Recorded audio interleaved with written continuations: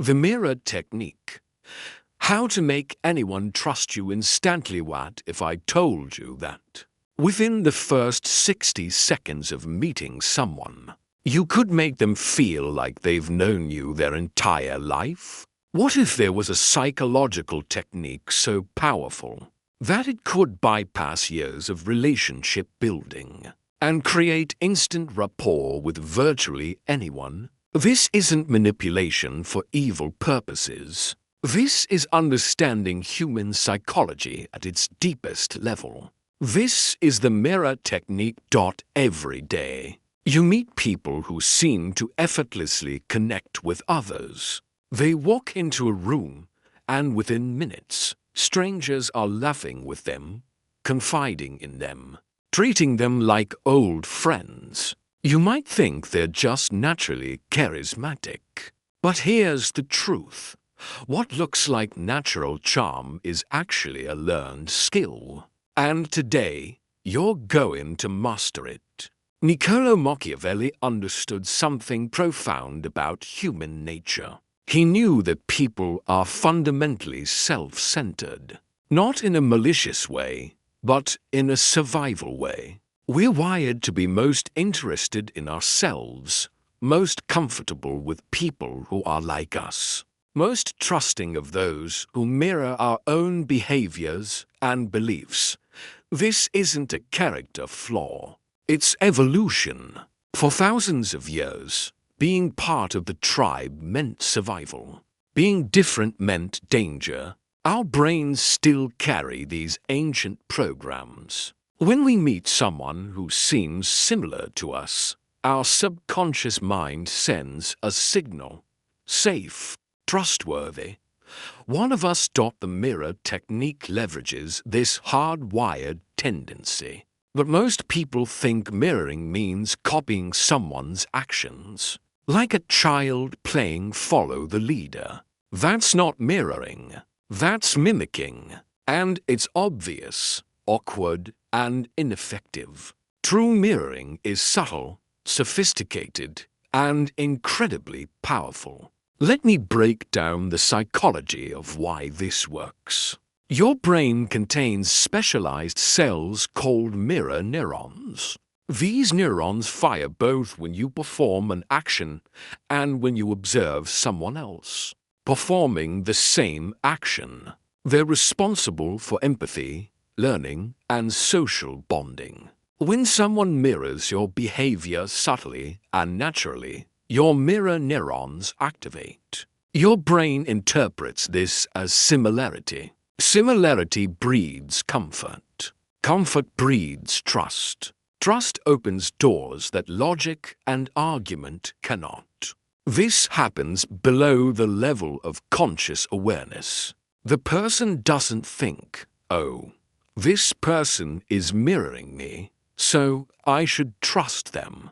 They simply feel at ease around you. They feel understood. They feel like you get them in a way that others don't.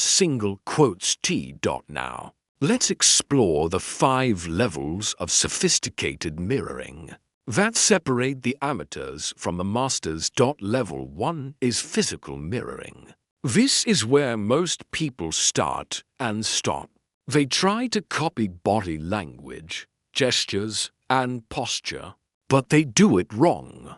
They mirror too obviously, too quickly, or at the wrong times. The key to physical mirroring is subtlety and delay. If someone crosses their arms, don't immediately cross yours. Wait about 15 to 30 seconds, then naturally adjust your position. If they lean forward, gradually lean forward too. If they touch their face, find a reason to touch yours a minute later. The most powerful physical mirroring happens with breathing. This is almost impossible to detect, but incredibly effective. When you subtly match someone's breathing rhythm, you create an unconscious sense of synchronization. They feel in harmony with you without knowing why. Level 2 is vocal mirroring. This goes beyond mimicking someone's accent or speech patterns. It's about matching their tempo, volume, and energy level. If someone speaks slowly and thoughtfully, you slow down your speech too. If they're energetic and fast-talking, you increase your pace. Pay attention to their vocal emphasis. Do they stress certain words? Do they pause for dramatic effect? Do they speak in questions or statements? When you subtly adopt similar vocal patterns, you're speaking their language literally and figuratively. Level 3 is emotional mirroring. This is where true connection happens. It's not about copying someone's emotions, but about matching their emotional intensity and energy. If someone is excited about something, you show appropriate enthusiasm. If they're concerned about a problem, you demonstrate genuine care. The key word here is appropriate. You're not becoming an emotional chameleon who has no authentic self. You're finding the genuine parts of yourself that resonate with their emotional state and allowing those parts to come forward.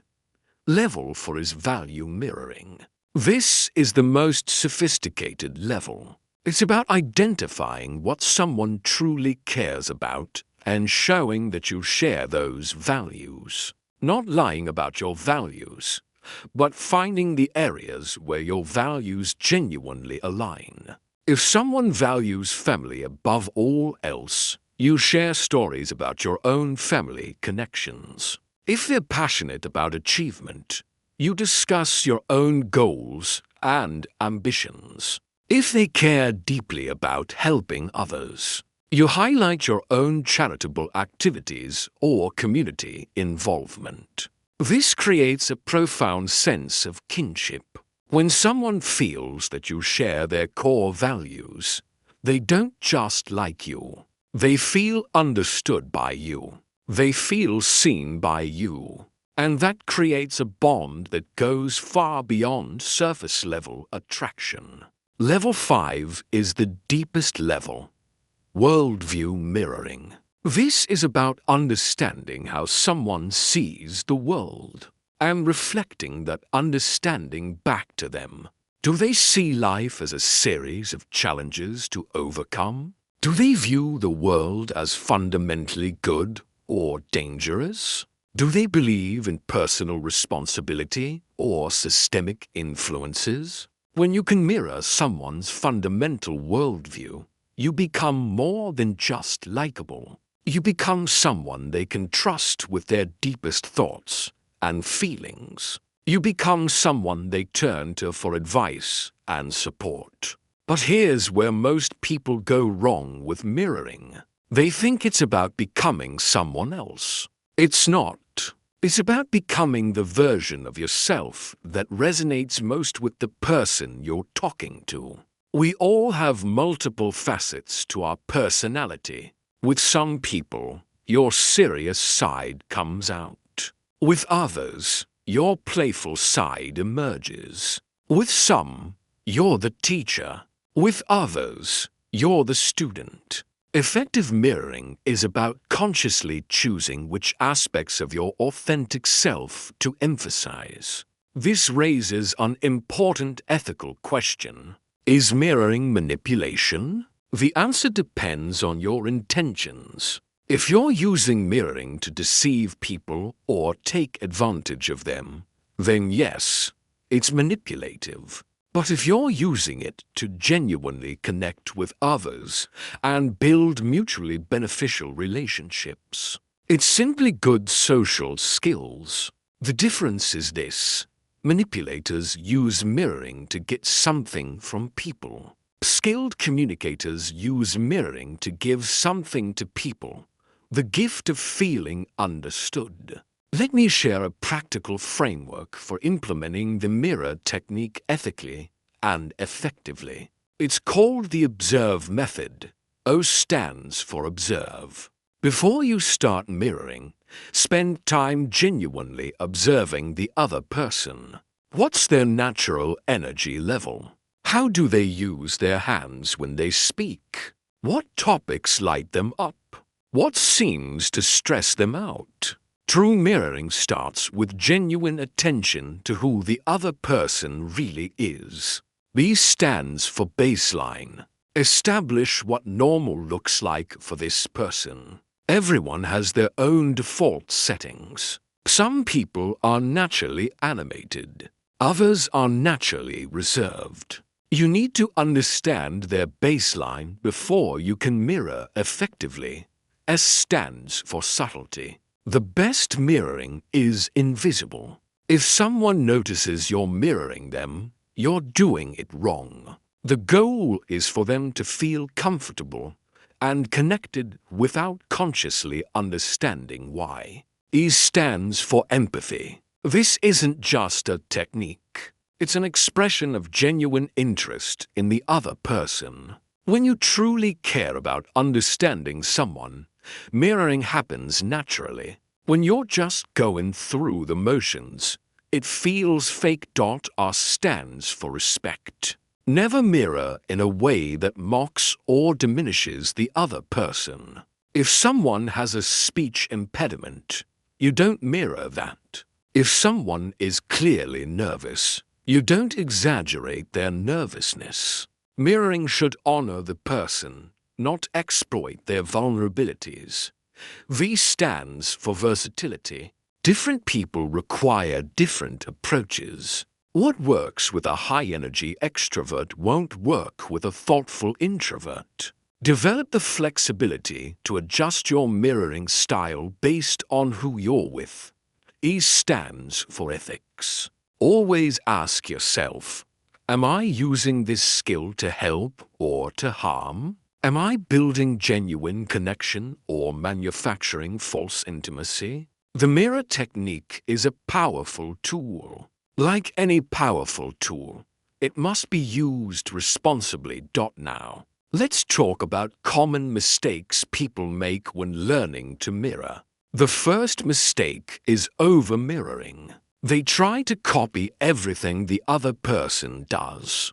This comes across as creepy and unnatural. Remember, less is more. 1 or 2 subtle mirrors are more effective than a dozen obvious ones. The second mistake is mistiming. They mirror too quickly or hold mirrors too long. If someone scratches their nose and you immediately scratch yours, they'll notice.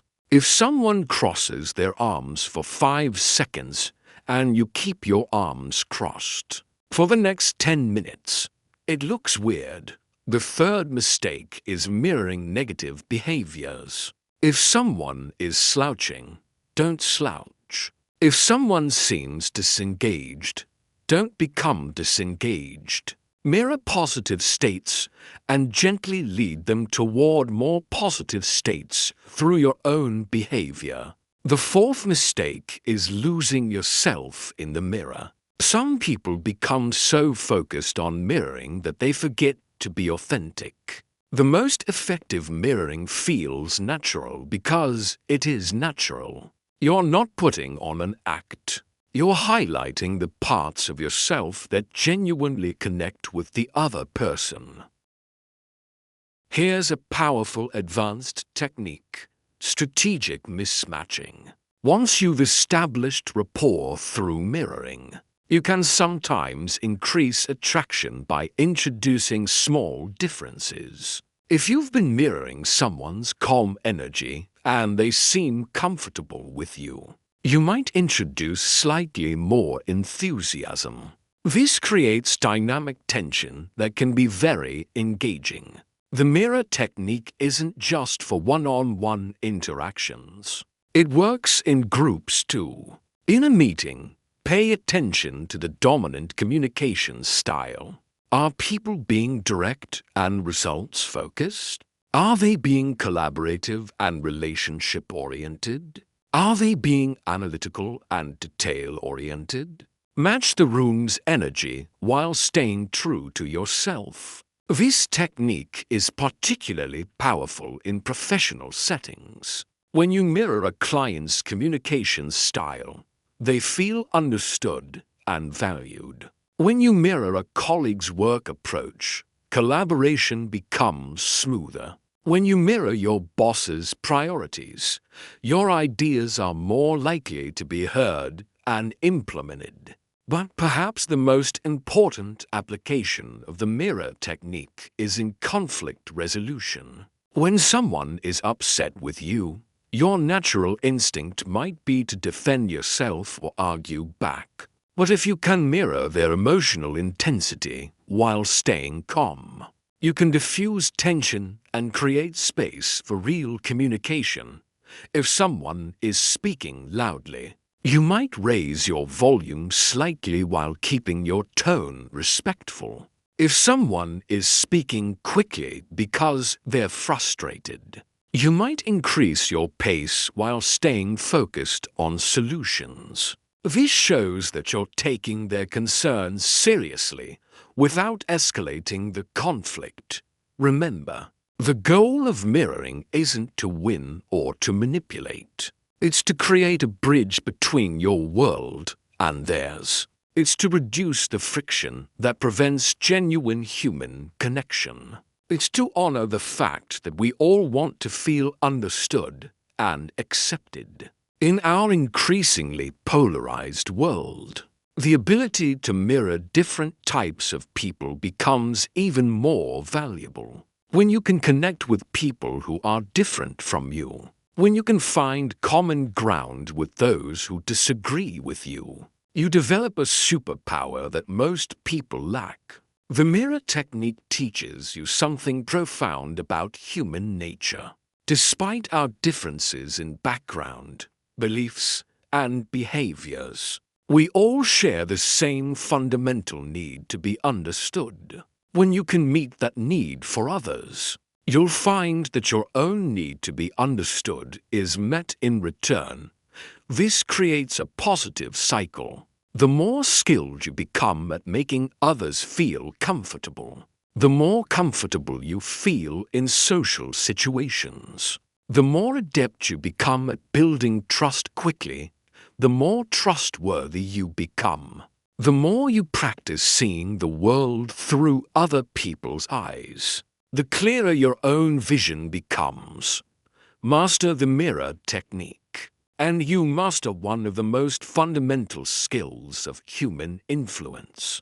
Not the influence that controls or manipulates, but the influence that connects and inspires. The influence that builds bridges instead of walls. The influence that creates trust instead of fear. In a world where genuine human connection is becoming increasingly rare, the person who can create instant rapport becomes incredibly valuable. That person could be you.